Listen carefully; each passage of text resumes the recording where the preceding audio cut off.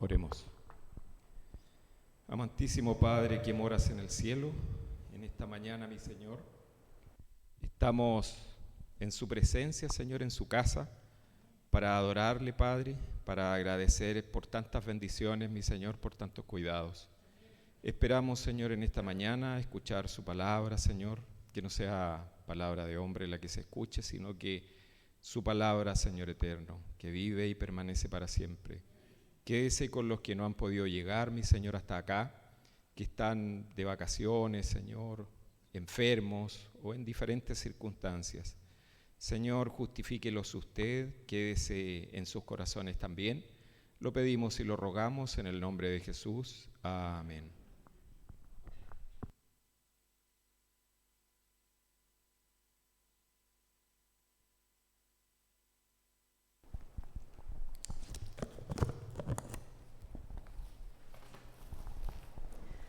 Buenos días, hermanos, a quien no he tenido todavía el gusto de abrazar. Que sea este un sábado maravilloso en que el Señor pueda estar con nosotros, su presencia, su Espíritu Santo, que pueda también acompañar a cada uno de nuestros hermanos que hoy día están tomándose un merecido descanso, que ellos también puedan tener un sábado de adoración y que donde quiera que estén nuestras familias, las bendiciones del cielo alcancen. Damos la bienvenida a quienes nos acompañan. No veo a alguien que no conozca, pero sí, por ahí atrás veo a nuestra amiga Gladys que nos vino a acompañar. Le vamos a dar la bienvenida, vamos a saludarla. Y bueno, Paulinita con su esposo también, bienvenido. Nuestro hermano Carlos con nuestra hermana Luz que nos vienen a visitar por estas fechas. Y a los que están en la señal de internet también los vamos a saludar, a pesar de que no se va a transmitir de forma directa en estos momentos, va a quedar grabado en el canal de YouTube. Así que quienes tengan la posibilidad después de compartir con otros hermanos que no están presentes, más tarde ubiquen la transmisión y compártanlas para que también puedan tener esta bendición de estar acá con nosotros. Hermanos queridos, vamos a leer en nuestras Biblias, los voy a invitar a que busquen en el libro de Zacarías. Es un texto conocido, pero es un texto que nos estremece a cada minuto. El capítulo 4 y el versículo 6. Leo. Entonces respondió y habló diciendo: esta es la palabra de Jehová a Zorobabel, podríamos decir, a la iglesia de San Bernardo Central, que dice: no con ejército ni con fuerza, sino con mi espíritu, ha dicho Jehová de los ejércitos.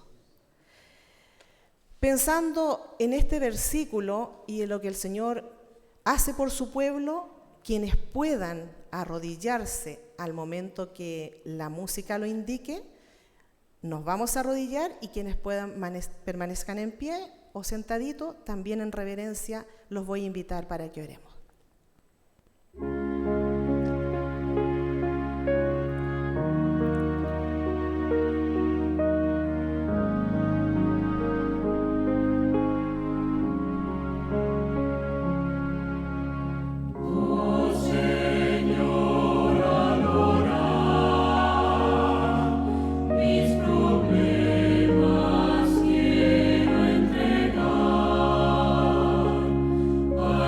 True.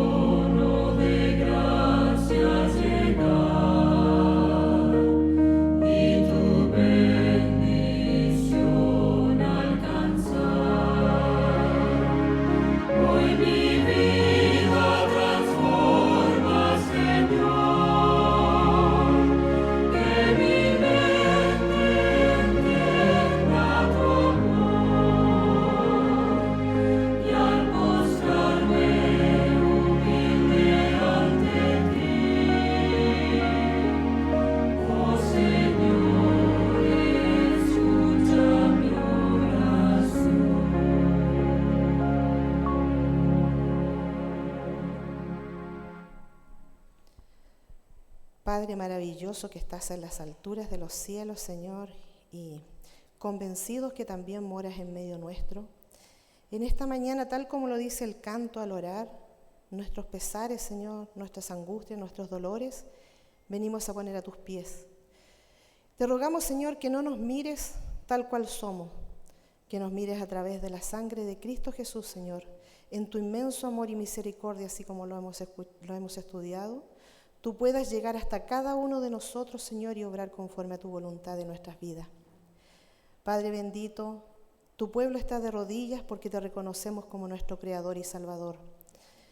En esta mañana, Señor, cuando en esta ceremonia nos reunimos como pueblo para estar en comunión, para poder, Señor, conocer y aprender más de tu palabra, lo que tú quieres decirle a tu pueblo, Señor, rogamos que nuestro corazón, nuestra mente, estén abiertos, Señor, dispuestos en reverencia para saber, Señor, y escuchar lo que tú quieres decirnos.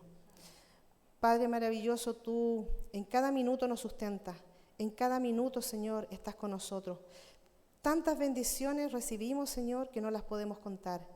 Queremos, Señor, esta mañana agradecerte por ello, porque en cada paso que damos, Señor, cada segundo que respiramos, es porque tú, Señor, así lo estimas. Bendito Señor, queremos también en forma especial agradecer por cada uno de los ancianos de tu pueblo, Señor, nuestros hermanos que han sido un baluarte y continúan tomados firmemente de tu mano. Padre bendito, ayúdalos también, Señor, a pasar a ellos sus dolencias, sus enfermedades, Señor. Tú sabes que el cuerpo físico se deteriora y los dolores vienen. Abrázalos con tu amor, Señor, y susténtalos. Gracias, Señor, porque nuestra hermana Virginia nos acompaña esta mañana nuevamente. Guíala, Señor, a ella, cuídala en cada momento. Así también, Señor, por cada uno de tus ancianos en este pueblo, Señor, que te ama y te reverencia. Por aquellos hermanos, Señor, que están enfermos en casita y no han podido llegar hasta acá. Me acuerdo, Señor, de mi hermana Elena Catalán. Ayúdala, Señor, visítala en su hogar, Señor, en su dolor. Quédate con ella, Señor, y con cada uno de nuestros hermanos. Hay hermanos viudos en nuestro pueblo, Señor, hermanas viudas también. Me acuerdo de mi hermana Prosperina, Señor, que ella perdió a su esposo, perdió sus hijos. Al igual como sustentaste a Noemí, Señor, en tiempos pasados, fortalécela a ella. También me acuerdo, Señor, de nuestro hermano Víctor Aravena, de su esposita Inés, de nuestro hermano Segovia, Señor, y así tantos baluartes que han dado, Señor, su tiempo y su corazón para servirte. Fortalécelos, Señor. Llega hasta ellos, visítalos, Señor, y abrázalos con tu amor. También te ruego en forma especial por los niños de este pueblo, Señor. Hay poquitos, pero queremos, Señor, que tú nos des las herramientas y nos enseñes cómo debemos predicar tu mensaje, Señor, para que esta iglesia pueda conocer tu amor, Señor, y mostrarlo al mundo que padece. Ayúdanos, Señor, a predicar tu mensaje. Aquellas personas que hoy día han salido de vacaciones, Señor, están descansando, que tengan un sábado que sea en tu compañía. Que nunca, Señor, nos olvidemos de este maravilloso sello que nos marca como pueblo, porque es el día que tú nos creaste. Amén. Padre bendito, muchas cosas podría pedirte esta mañana, pero son más las que tenemos en nuestros corazones para agradecerte. Hay muchas personas, Señor, que tienen penas que todavía llevan en su corazón, Señor, y no han podido salir adelante. Sánalas, Señor. También te pido que tus ángeles los acompañen y nos protejan donde quiera que estemos. En forma particular, mi Dios, te ruego por mi hermano Robinson. El Señor tiene la gran responsabilidad, pero también la bendición de entregarnos tu palabra, lo que tú quieres decirnos, Señor.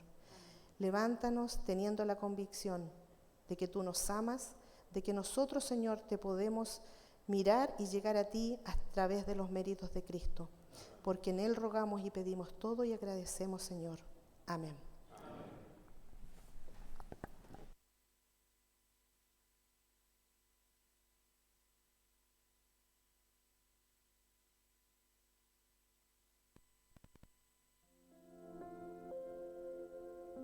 Probad y ved, historias de fe y fidelidad. Historia de hoy. Dios protege lo suyo. Cuando niño yo crecí en el campo, así que me gustó siempre el campo. Pero después estuve por trabajo muchos años en una empresa, en una ciudad. y después quería yo volver al campo. Entonces compartí ese sueño también con mi esposa y ella también anhelaba lo mismo. Así que empezamos a tramitar para ver cómo podíamos hacerlo. Bueno, en el año 2019 mi sobrina me dice: tía, hay un terreno muy lindo que venden, si quiere venirlo a ver. Y ahí lo vinimos a ver con mi esposo. Nos lo encantó enseguida, pero no teníamos el dinero para comprarlo. Teníamos las puras ganas, pero no había ni nada para comprarlo. Bueno, mi esposo me decía: amor, pero no tenemos ni un peso. Entonces, pero usted, bueno, tiene personas que conoce que le podrían prestar el dinero.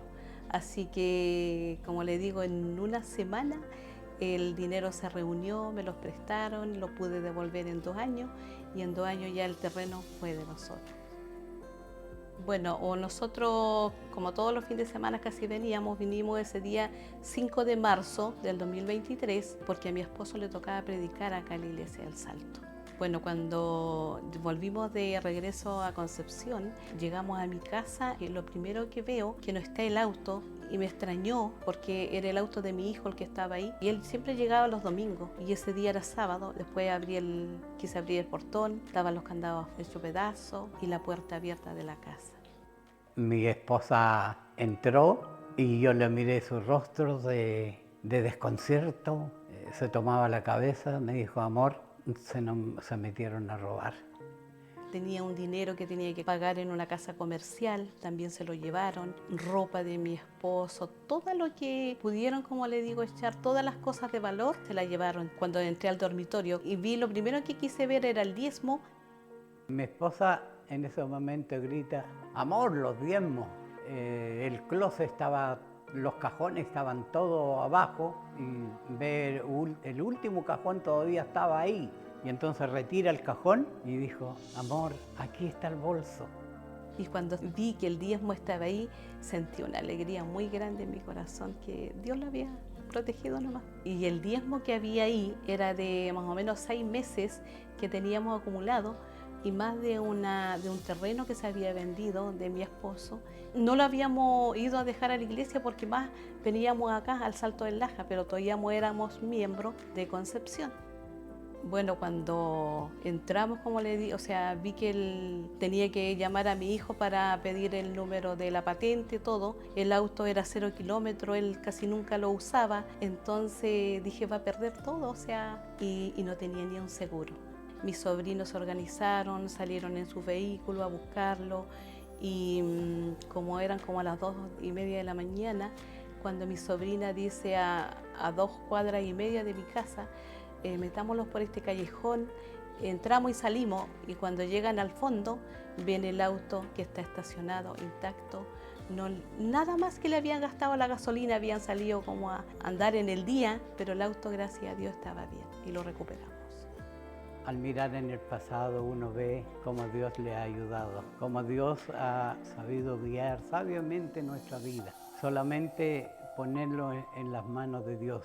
Yo sé que adoramos a un Dios poderoso, a un Dios sabio, entendido, y esa es la confianza que siempre me acompañó, esa es la confianza que siempre he atesorado en mi corazón o en mi mente, que Dios siempre va a guiar a sus hijos. Y de esa promesa me he valido y ahora me siento feliz, dichoso, viviendo con mi esposa, disfrutando de la naturaleza, y aquí esperamos, Dios mediante, esperar la venida de nuestro Señor Jesucristo. Y ojalá sea pronto. Ha llegado el momento que adoremos juntos a través de los diezmos y de las ofrendas.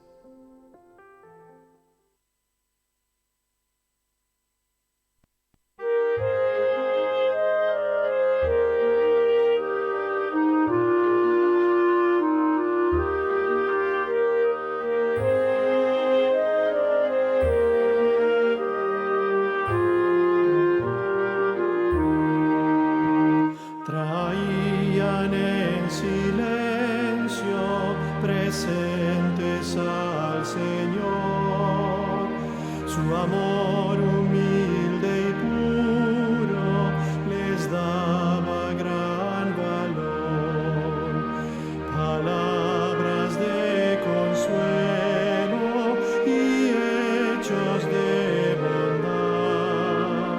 Jesús los recibía por su sinceridad. Quisieras dar a Cristo el más precioso don.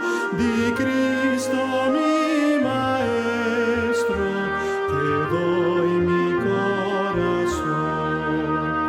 Aparte de los otros, un pobre viador miraba cómo daban tributos al Señor. Él nada poseía, sentía gran amor, y cuánto anhelaba dar algo de valor. Quisieras dar a Cristo el más precioso don. Di Cristo mi Maestro, te doy mi corazón. Señor, clamó el hombre, acepta tú mi don, acepta lo que tengo, mi triste corazón. Le dijo el buen maestro al pobre viador: de todos los presentes es este el mejor. Quisieras dar a Cristo el más precioso don.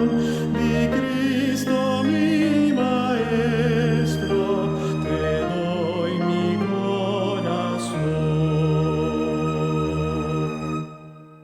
Inclinar el rostro para orar por los diezmos, pacto y ofrenda. Cariñoso buen Padre que estás en el cielo, nuevamente, Señor, invocamos su presencia en esta hora, Padre bendito, para que usted bendiga estos diezmos, estos pactos y estas ofrendas, Señor. Permita, Señor, que estos dineros, Señor, puedan ser utilizados, Señor, para hacer crecer su obra. Los que no lo pudieron hacer en esta ocasión, Señor, también que usted les pueda proveer durante esta semana, Señor, y también ellos puedan llegar con sus ofrendas. Que tu Santo Espíritu sea con cada uno de los dadores alegres, Señor, se lo pedimos humildemente en el nombre de Cristo Jesús. Amén. Vamos a alabar el nombre de Dios con el himno 290. Cuando sea proyectado, los invito a que se coloquen de pie, por favor.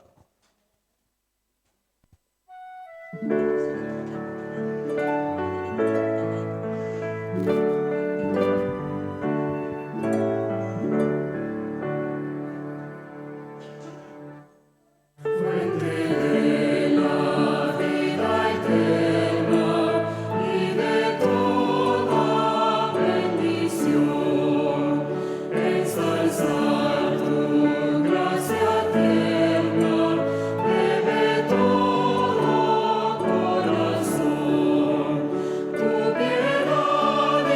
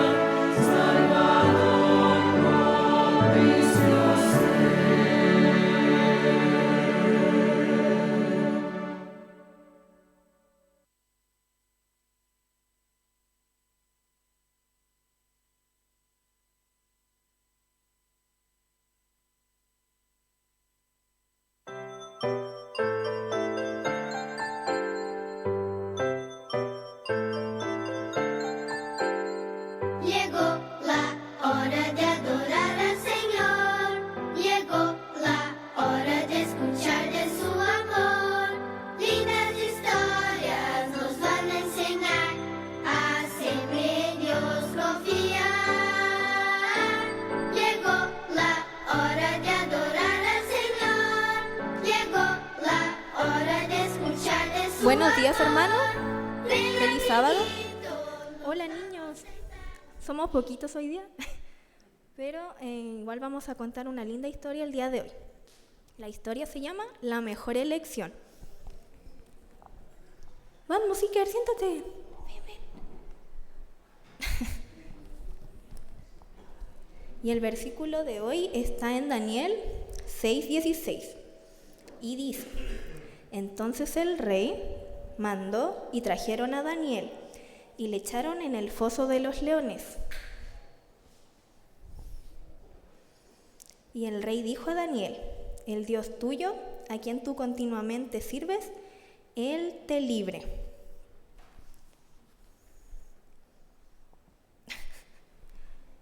Chiquillos, ¿ustedes alguna vez han tomado una decisión difícil?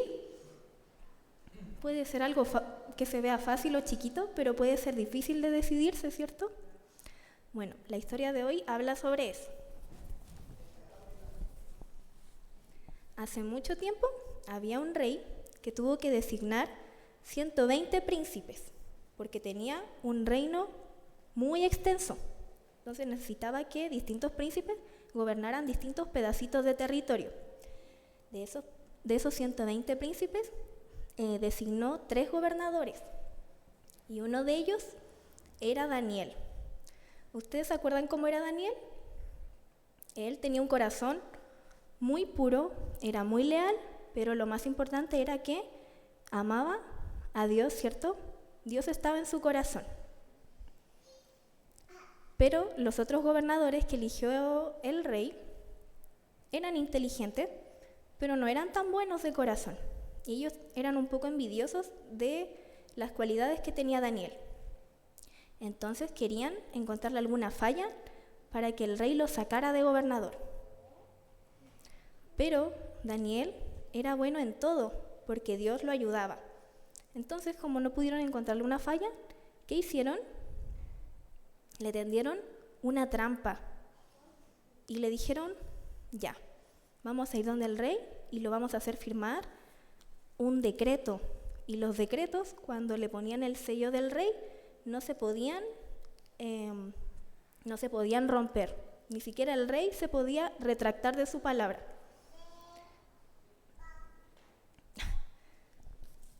Entonces le dijeron: rey, ¿por qué no firmas un decreto donde durante un mes completo solo te pueden adorar a ti? No pueden adorar a nadie más ni a ningún otro dios. Y el rey dijo: bueno, ¿qué puede salir mal? Y le puso su sello con un anillo y quedó decretado en todo el reino que por un mes nadie podía adorar a nadie más que no sea él. Pero ustedes se acuerdan que Daniel adoraba y oraba a Dios todos los días. Iker, déjalos. Entonces Daniel se enojó mucho. ¿Y qué hizo él? ¿Le hizo caso al decreto? No, ¿cierto? Él tomó una decisión difícil. Él siguió cumpliendo y adorando solo al verdadero Dios. ¿Que cuál es? Es nuestro mismo Dios, ¿cierto? El Rey de todo el universo. Entonces él siguió haciendo su rutina. ¿Se acuerdan qué hacía él? Él se arrodillaba y oraba. ¿Cuántas veces al día? 3 veces al día, ¿cierto? Y lo hacía siempre cerca de una ventana abierta, y ahí él oraba. Entonces, como él siguió haciendo su rutina, ¿qué pasó con los malos? Lo acusaron y fueron donde el rey y le dijeron: rey, ¿te acuerdas ese decreto que tú firmaste de que no podían adorar a nadie más que no fueras tú? Mira, pillamos a Daniel orando a su Dios, al Dios de Israel. Y el castigo era, ¿a dónde lo iban a mandar? A un foso.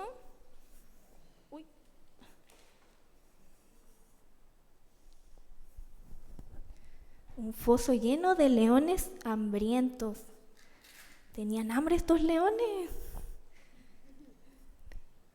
Y el rey se puso muy triste, pero él lo había decretado. Así que mandaron a Daniel él mandó a Daniel al foso de los leones.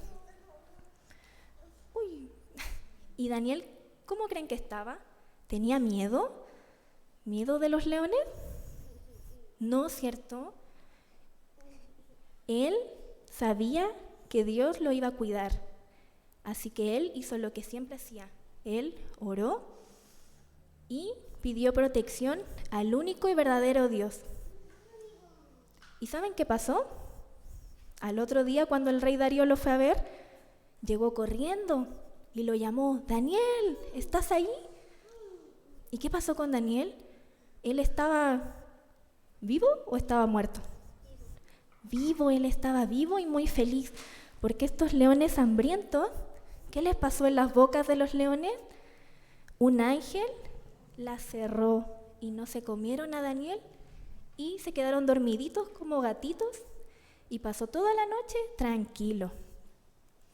Entonces el rey Darío supo que este era el verdadero Dios y firmó otro decreto que decía que solo podían adorar al rey de Daniel, el verdadero Dios. ¿Qué nos enseña esta historia, niños? Que nosotros algún día, igual que Daniel, vamos a tener que decidir. A lo mejor no nos van a mandar a un foso con leones, pero vamos a tener que mostrar a los demás en qué Dios confiamos. Entonces vamos a ponernos de pie, nos vamos a poner de pie para orar y que Dios nos ayude a que cuando llegue ese día nosotros decidamos a quedarnos al lado de Dios, que va a ser el único que nos va a dar la victoria. Oremos. Padre Señor que estás en los cielos, muchas gracias Señor por dejarnos a lo largo de la historia personas que nos inspiren como Daniel a seguirte y a elegir siempre estar a tu lado. Por favor Señor, llena nuestro corazón de deseos de elegir siempre seguirte y decidir por el mejor lado que podemos elegir, el que es junto a ti. Ahora quédate en lo que queda de culto, Señor, y bendice a todos los niños, los que están aquí, los que se quedaron en casita. En el nombre de Jesús, amén.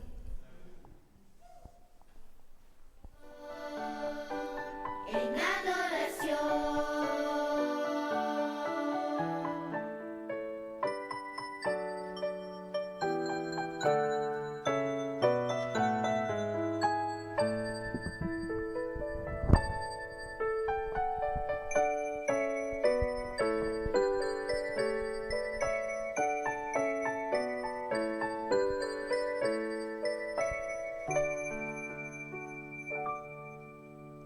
Feliz sábado, mis hermanos. Gusto en saludarles a todos ustedes y a las personas que nos siguen por las redes sociales también, YouTube específicamente. ¿Cómo está el pueblo de Dios esta mañana? Bien, tomaron buen desayuno parece esta mañana. Esta mañana antes de empezar el tema, quiero compartir con ustedes algo que me produjo curiosidad. Un día escuché que los seres humanos todos los días tomamos diferentes decisiones. ¿Se imaginan ustedes cuántas decisiones podemos tomar en un día? ¿Quién dice un número? No tantas, no tantas. Un ser humano al día puede tomar 35.000 decisiones, pero de esas 35.000 decisiones, solo el 1% lo hacemos en forma consciente. Lo demás es mediante nuestro subconsciente. ¿Por qué quise dar esta información antes de empezar el tema? Porque está relacionado. Y al último lo vamos a ver. Vamos ahora a empezar este tema con una introducción. El tema se llama el sellamiento.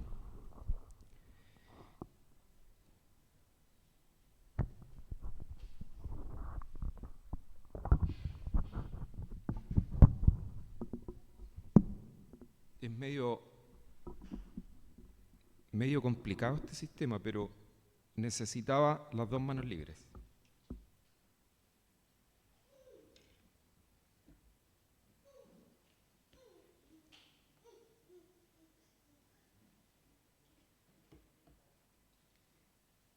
El sellamiento no va a poder ser este asunto, si no, no se va a escuchar nada. El sellamiento es un asunto capital, muy importante en la experiencia del pueblo de Dios. Hoy veremos dos relatos de sellamiento. El primero está en el libro de Ezequiel y el segundo está en el libro de Apocalipsis. También veremos en el libro de Efesios que hay respuestas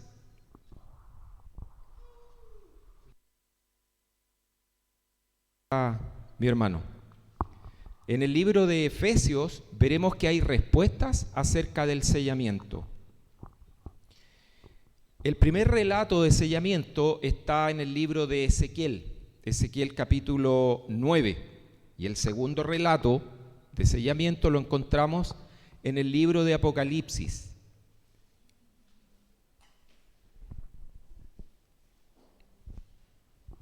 Al estudiar el libro de Ezequiel, descubrimos que Ezequiel es de la familia sacerdotal y que fue llevado cautivo a Tel Aviv, en Babilonia, cuando tenía 25 años, en la segunda incursión que hizo Nabucodonosor a Jerusalén. Si vemos por qué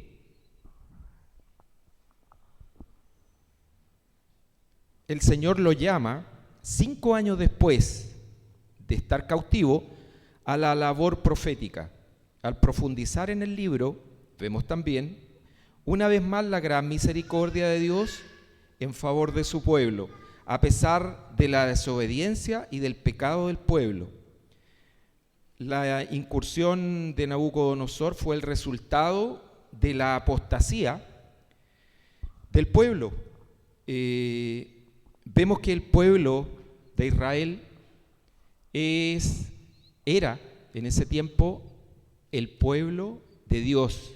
¿Y por qué nosotros podemos pensar que Nabucodonosor invadió Jerusalén 3 veces? Por la apostasía del pueblo. En este libro lo encontramos.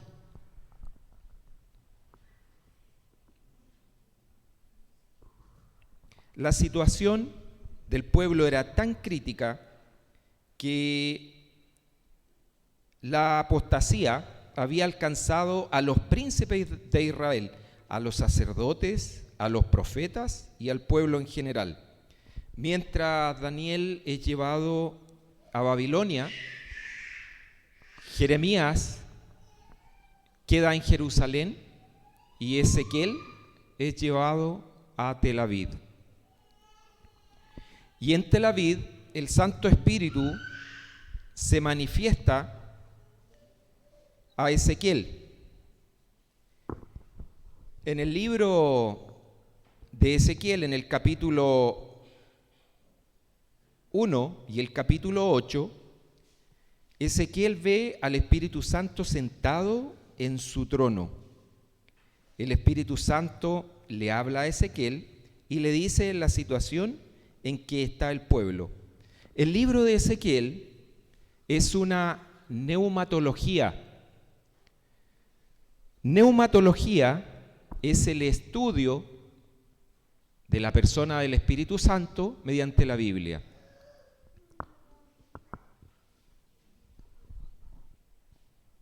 Y ahora vamos a pasar a la parte medular. Vamos a ver el capítulo 9 de Ezequiel, donde se presenta una escena de juicio, donde los que habían sido sellados escaparon de la destrucción, pero los que no fueron sellados, lamentablemente, fueron destruidos, murieron. Le vamos a dar lectura a los versículos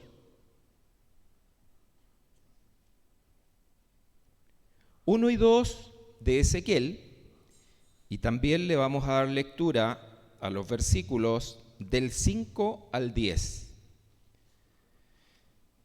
Tengan todos sus Biblias a manos para que vayan corroborando lo que estamos viendo.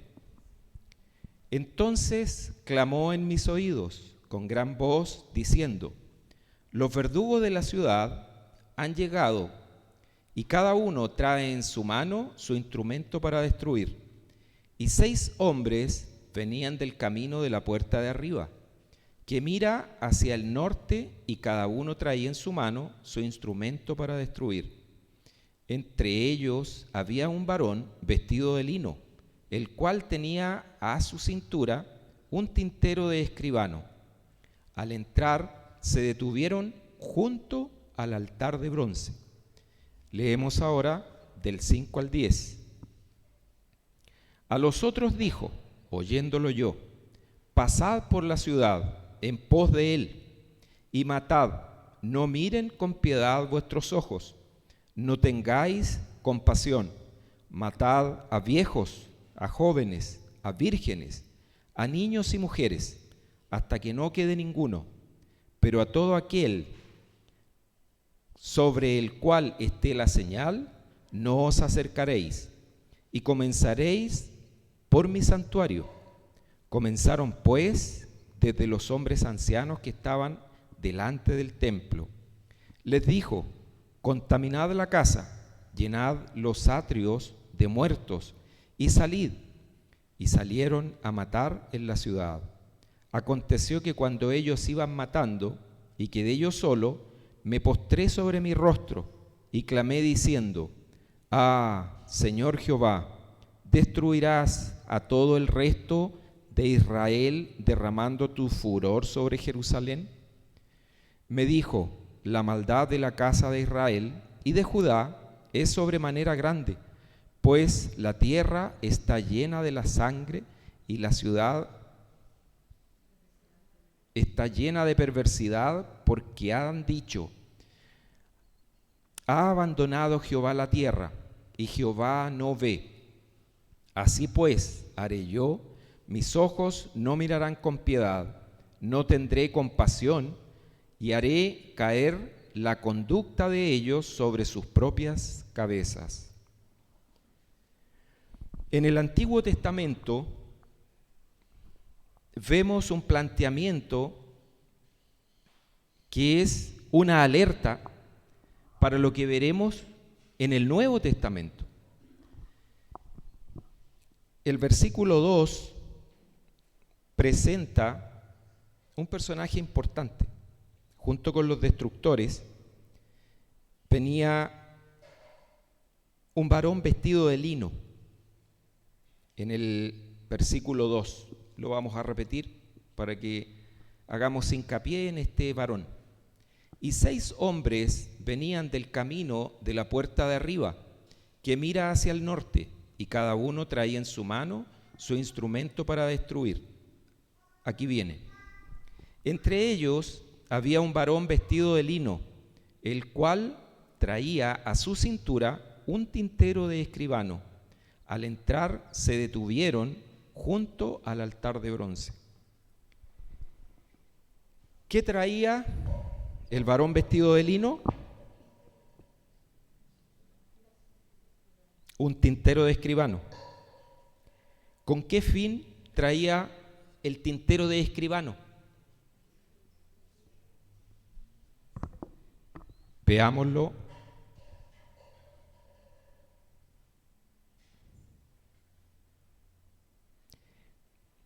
En Ezequiel capítulo 9, versículo 3.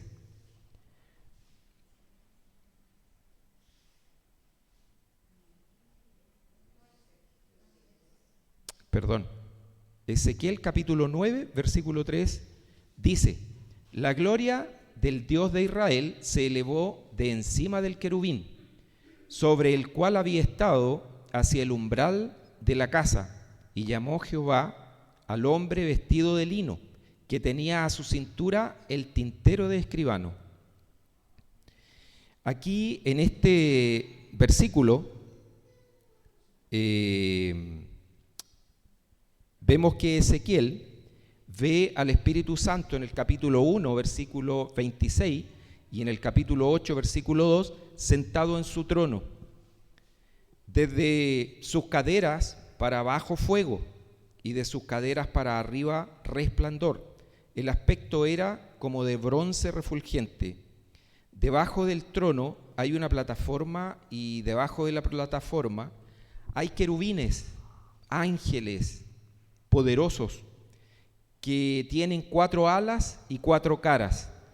Por eso este versículo dice, se elevó por encima del querubín.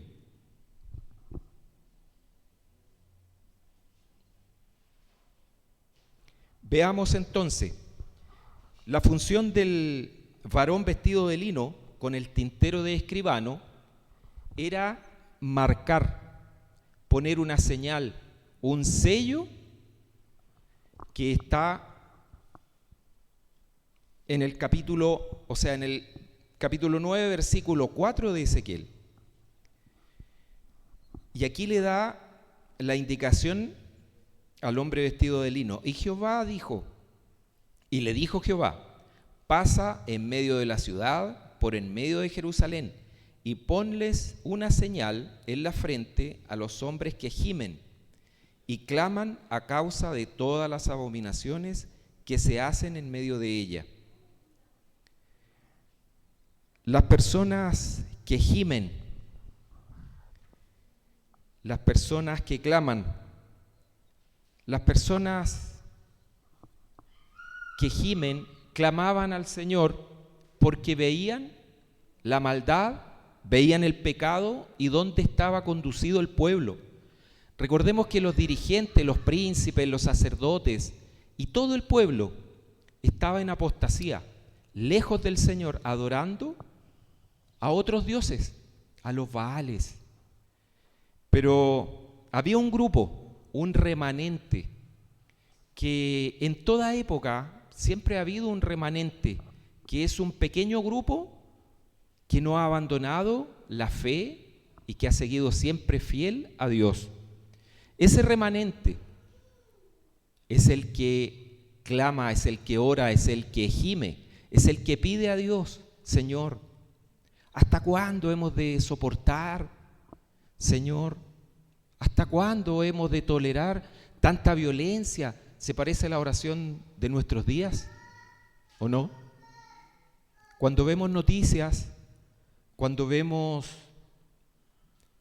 A mí la verdad las cosas ya no me complace ni un poco ver noticias, porque ver todos los días puras cosas malas, como que a uno lo aturde, lo espanta. Entonces uno se va sintiendo con miedo de salir a la calle, de andar en la noche. Pero estas personas que gimen en la experiencia de la visión de Ezequiel, podemos ser nosotros en estos días. Gimen. Esta palabra la encontramos también en el libro de Isaías, en el capítulo 24, versículo 7. Dice, se perdió el vino, enfermó la vid, gimieron todos los que eran alegres de corazón. En el libro de Isaías, del capítulo 24 al capítulo 27, encontramos la sección que tiene que ver con la apocalíptica bíblica, escatológicamente del tiempo del fin. O sea, esto tiene relación directamente, mis hermanos, con nuestro tiempo. El tiempo del fin es el que estamos ahora.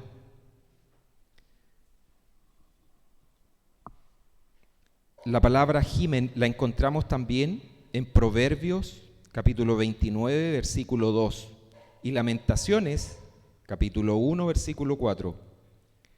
En la época de Ezequiel fueron sellados los que gemían y clamaban a Dios por la maldad y la perversidad del pueblo. Clamaban a Dios por gracia y misericordia, ¿Por qué clamamos nosotros, mis hermanos, ahora? ¿Por qué clama usted cuando ora? Señor, ¿hasta cuándo podemos aguantar? ¿Cuándo vas a venir, Señor? Y hay algunos que a lo mejor no piden porque no quieren que el Señor venga todavía, porque no se encuentran preparados, porque no se encuentran seguros. Por eso mejor, Señor, no vengas todavía, porque si tú vienes ahora, hoy día, estoy muerto.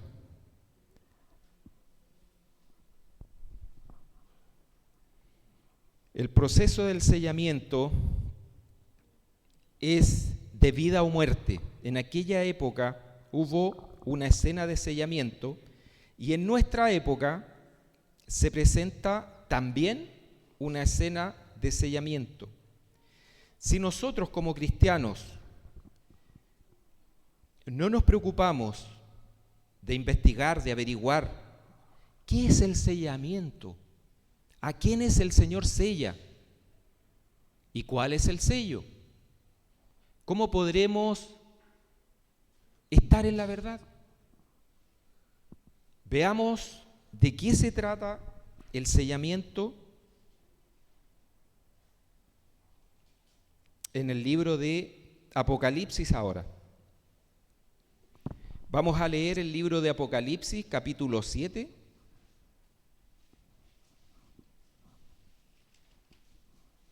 Versículos 2 y 3. Dice: vi también otro ángel que subía desde donde sale el sol y que tenía el sello del Dios vivo. Clamó a gran voz a los 4 ángeles a quienes se les había dado el poder de hacer daño a la tierra y al mar, diciendo, el 3, no hagáis daño a la tierra ni al mar, ni a los árboles, hasta que hayamos sellado en sus frentes a los siervos de nuestro Dios. Esa escena, mis hermanos, de sellamiento que muestra el libro de Apocalipsis, se está viviendo ahora, en este día, en este tiempo. Y nosotros debemos saber, entender y comprender cuál es el sello, o mejor dicho, ¿quién es el sello de Dios?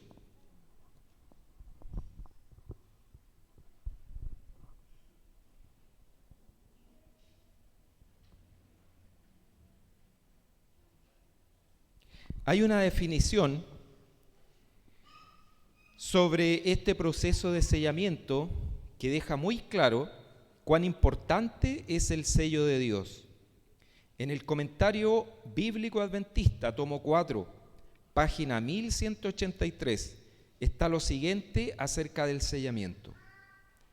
Dice: el sellamiento es un afianzamiento a la verdad, tanto espiritual como intelectual, de modo que los sellados son inconmovibles. ¿Sabe usted lo que significa inconmovibles? Que nada ni nadie los puede mover, los puede sacar de donde están. Los sellados, los que el Señor ha puesto una señal en sus frentes, una marca. Los que están siendo sellados, ¿con qué son sellados? ¿O quién los sella?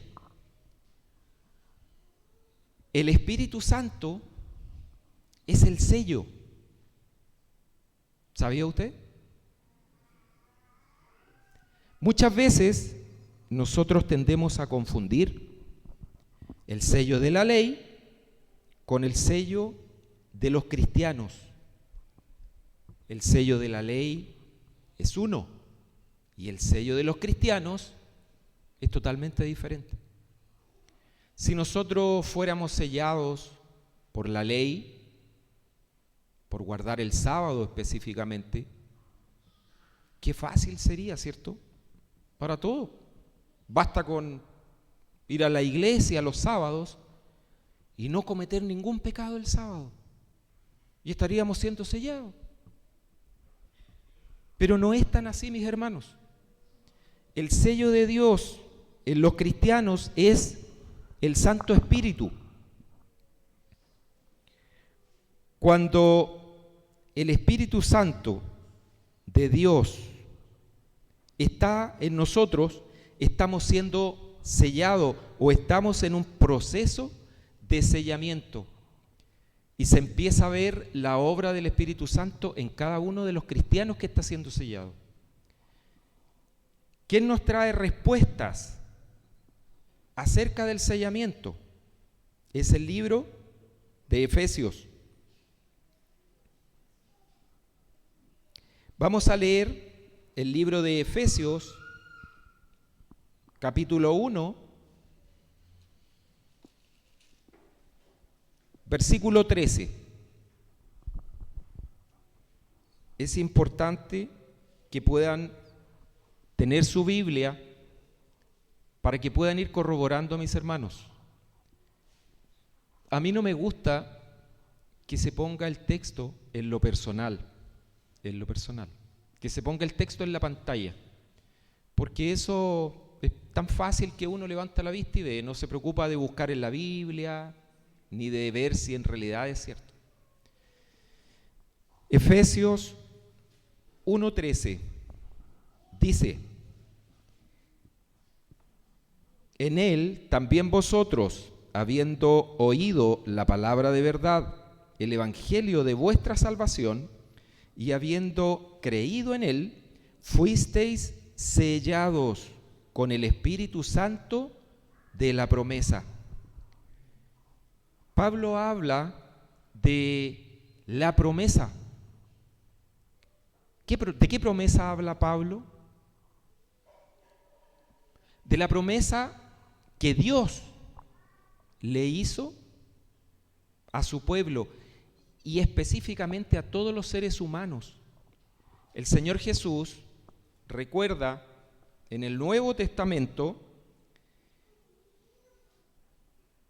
la promesa del Espíritu Santo. Y muchas veces nosotros creemos que el Señor Jesús da la promesa del Espíritu Santo. Pero en realidad esto viene del libro de Joel. Y les invito a que lean, busquen Joel, capítulo 2, versículo 28. Joel es un libro chiquitito que siempre se pierde. Pero en Joel, capítulo 2, versículo 28, dice: después de esto, derramaré mi espíritu sobre todo ser humano, y profetizarán vuestros hijos y vuestras hijas. Vuestros ancianos soñarán sueños, y vuestros jóvenes verán visiones. También el Señor Jesús recuerda la promesa del Espíritu Santo en Hechos, capítulo 1, versículo 4, y Lucas, capítulo 24, versículo 49. Por eso Pablo nos habla de la promesa de Dios. Ahora vamos a seguir viendo el libro de Efesios para que sigamos confirmando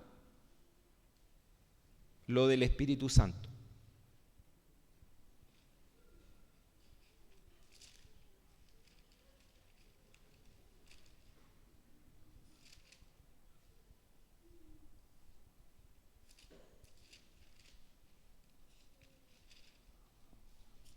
Efesios capítulo 4, versículo 30.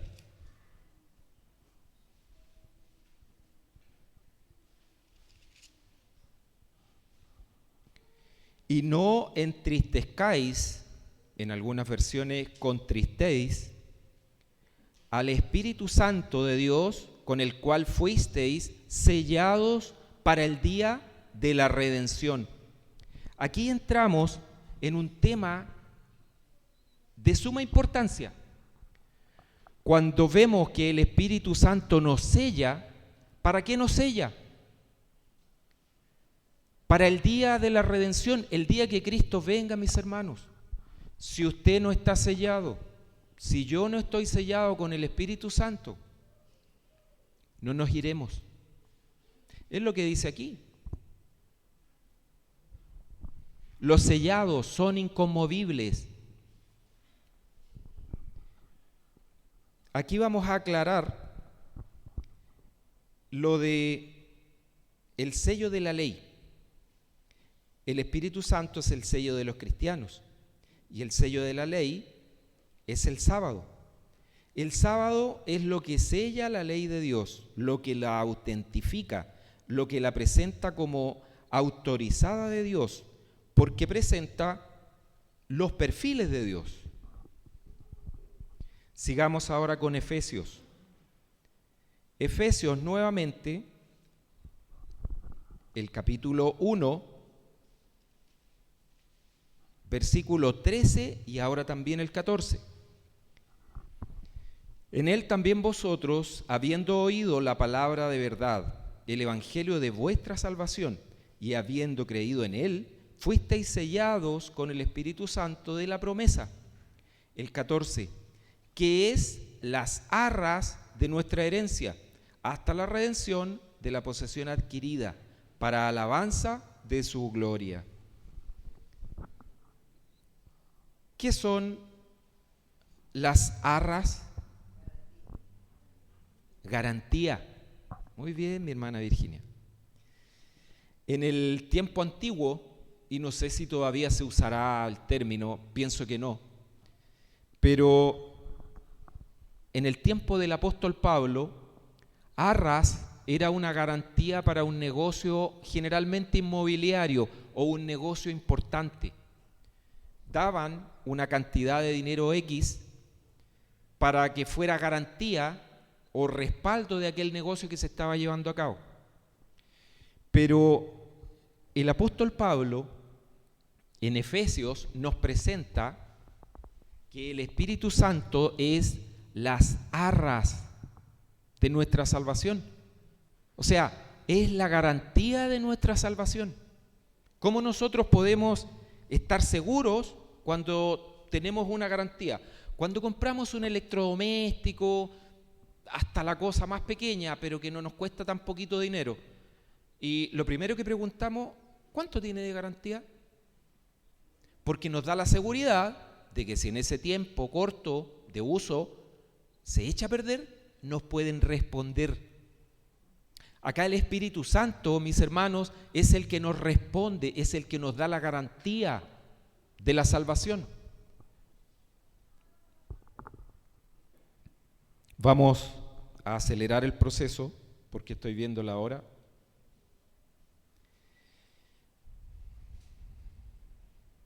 Si es verdad que estamos siendo sellados, se verá en nosotros el nuevo nacimiento.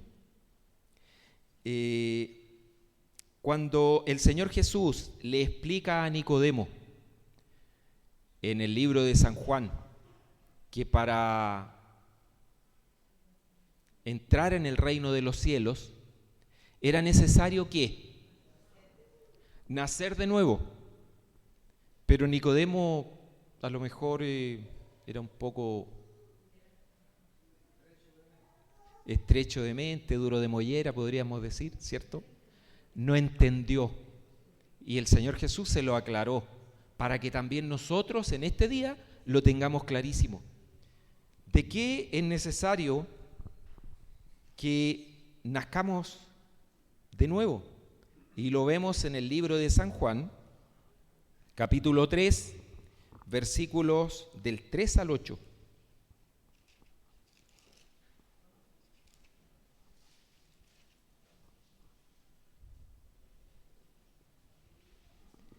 Le respondió Jesús: de cierto te digo, que el que no nace de nuevo no puede ver el reino de Dios.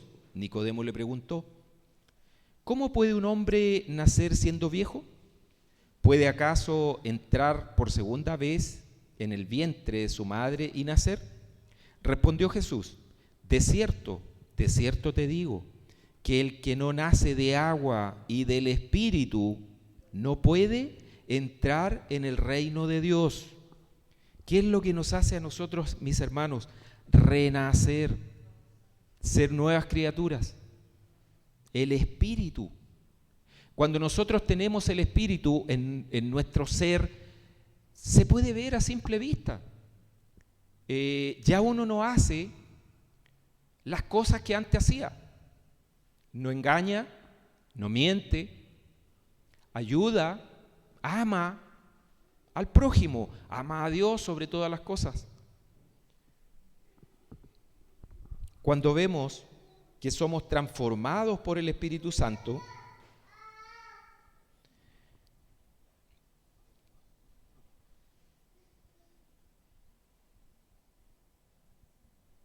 aquí dice, si somos transformados por el Espíritu, nosotros somos carne. Este cuerpo es carne. Y aquí habla del Espíritu. Y el apóstol Pablo nos habla que la carne es enemistad contra el Espíritu. No, la carne siempre quiere lo de aquí, lo de este mundo. Y el Espíritu quiere lo de arriba. Por eso se contraponen. Vamos a ver qué dice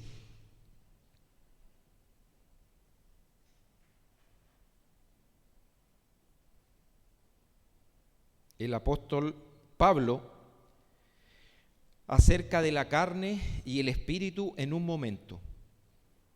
Primero veremos cómo actúa el Espíritu Santo. En Hechos, capítulo 2, versículo 2, dice, cuando los apóstoles recibieron el Espíritu Santo, vino del cielo un estruendo como de un viento recio que soplaba, el cual llenó toda la casa donde estaban. La palabra espíritu, que del griego significa neumáticos, nos recuerda las ruedas de un auto o de cualquier transporte o móvil. Por eso lo llamamos neumáticos, porque están llenos de aire. Espíritu, en griego, neumáticos. Un viento recio sopló cuando se derramó el Espíritu Santo y los apóstoles estaban reunidos en el aposento alto. Recién les mencionaba que una neumatología que es nombrada acá es el estudio en la Biblia de la persona del Espíritu Santo.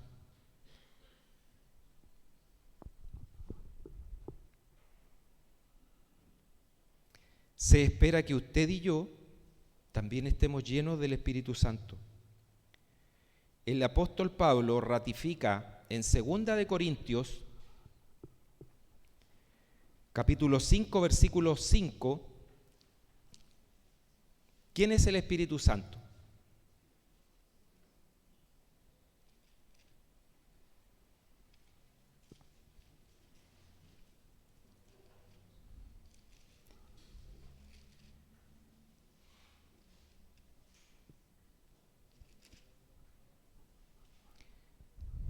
Segunda de Corintios, capítulo 5, versículo 5. Pero el que nos hizo para esto mismo es Dios, quien nos ha dado el Espíritu como garantía. Nuevamente Pablo vuelve a decir que el Espíritu Santo es la garantía, mis hermanos, de nuestra salvación. El Espíritu es el sello de Dios y ahora sabemos que es la garantía.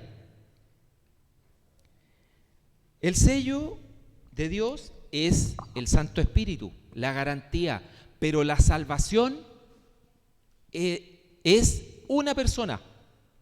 ¿Cómo se llama esa persona? Cristo Jesús.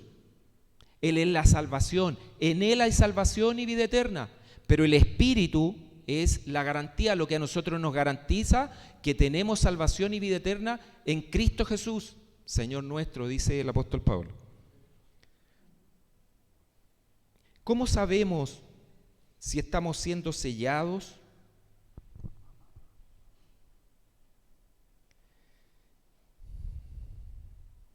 Gálatas 5:16.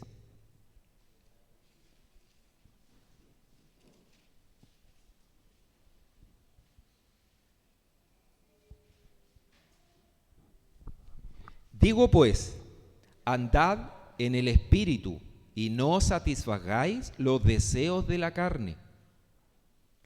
Porque el deseo de la carne es contra el Espíritu, y el del Espíritu es contra la carne. Y estos se oponen entre sí, para que no hagáis lo que quisierais. El Espíritu siempre se opone a lo que la carne de pecado nos indica, nos lleva a hacer. Mis hermanos, en esta mañana, cuando nosotros vamos día a día, vamos a analizar un poquito la rutina de cada uno de nosotros, el día a día. Los que estamos activos todavía trabajando, ¿qué hacemos?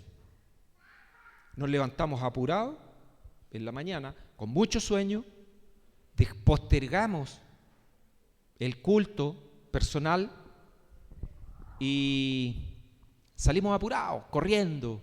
Ahí veo una sonrisa. Eso significa aprobación. ¿Qué pasa? ¿Estamos dedicando tiempo de calidad a nuestro Dios? ¿Estamos buscando, mis hermanos, el Espíritu Santo en oración, mediante el estudio de su palabra?